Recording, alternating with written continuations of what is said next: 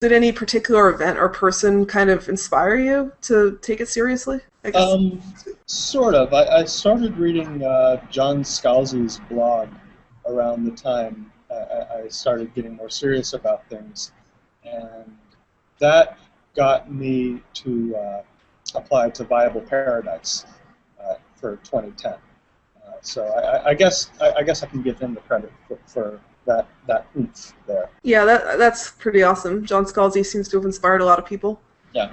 Yeah. He makes it look easy though, which is a little difficult. Yeah, I mean, I know I've been inspired quite a bit by some modern authors such as Scott Sigler, you know.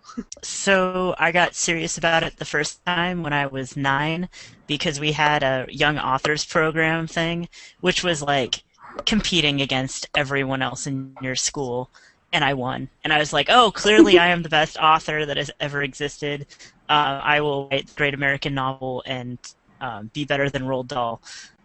Unfortunately, I couldn't finish anything. Like, I'd get 3 or 4 pages in and stop. And also, I was 9, which is another problem when it comes to becoming a great novelist. And then I kept thinking I was serious about this. Really just a long tale of delusion. Because when I was a teenager, I was pretty sure that what I was writing was going to be an amazing science fiction novel, but really it was just 50,000 words of what kind of amounted to like it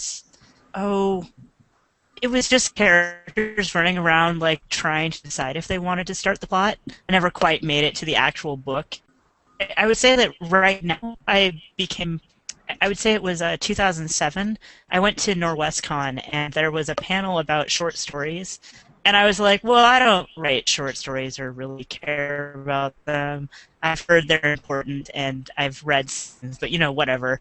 But I went to it and Jay Lake was on the panel and they explained that the reason you write short stories is to make the big bucks. Okay, I'm lying, but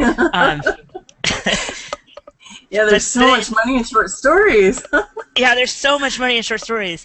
But they talked about like the reasons why they write short stories, and I was sitting in the audience, and really, like the moment I realized that I was going to start writing short stories was when I was like, well, I don't write short stories because I just can't do it. I write novels, and then I was like, well, that's a stupid reason not to do something, and then I started writing short stories. So it was kind of realizing that I didn't think I could do it, and then deciding that I should do it anyway. That's pretty awesome. I mean, yeah, I think a lot of people that tend to write novels go through that transition where you're like, well, I hate short stories, I don't write them, and then you end up getting sucked into it. So, Sherry. Well, so far I've avoided being sucked into writing short stories. I've written maybe 1 or 2 that I might actually call a short story, but I am solidly not a short story writer.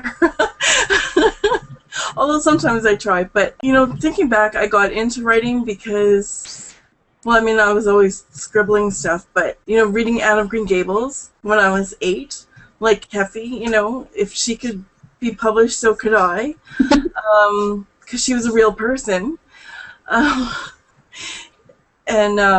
So if she could do it, so could I. And just, the power of the word on the page actually telling a story was what inspired me to start writing. But I was a closet writer for years. After having been told, you'll never have a career as a writer, you'll never make it.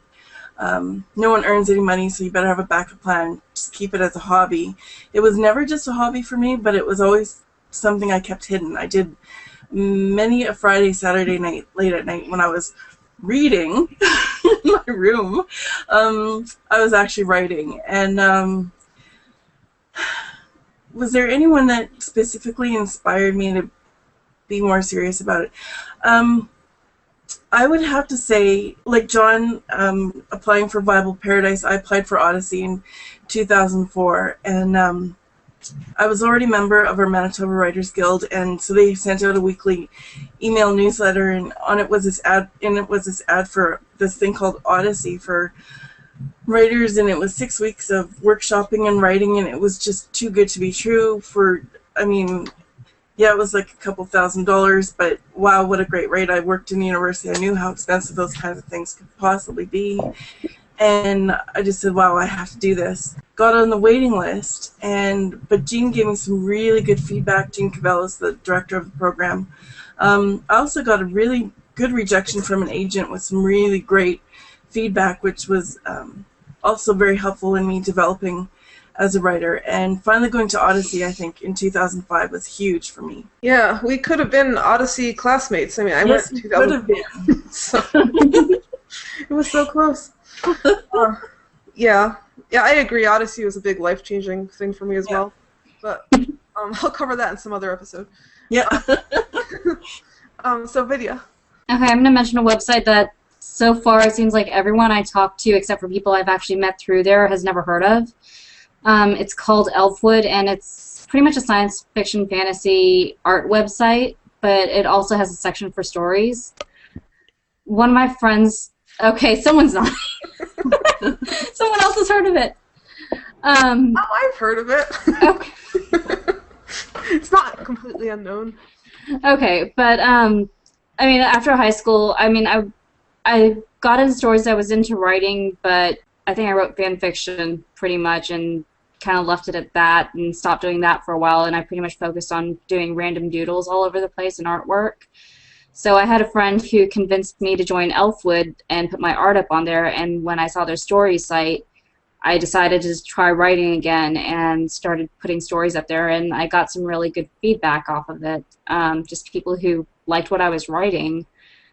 And I think that's probably what pushed me into that first stage of, you know, I could actually do this. I could actually get serious about it. And that's where I started joining critique groups and stuff, so... Actually, I think my first 2 or 3 critique groups came off of Elfwood. Yeah. So, and then from there, got into the point of, yeah, I need to actually work on making my writing better. But yeah, I think Elfwood was probably, I would say, my first push to actually becoming a serious writer. Yeah, I think those early critique groups online are just so helpful. Mm-hmm. And people kind of undervalue that because a lot of them are amateur, or they give bad advice, or you know, there's problems with those groups sometimes. They have like infighting and whatnot. Mm-hmm.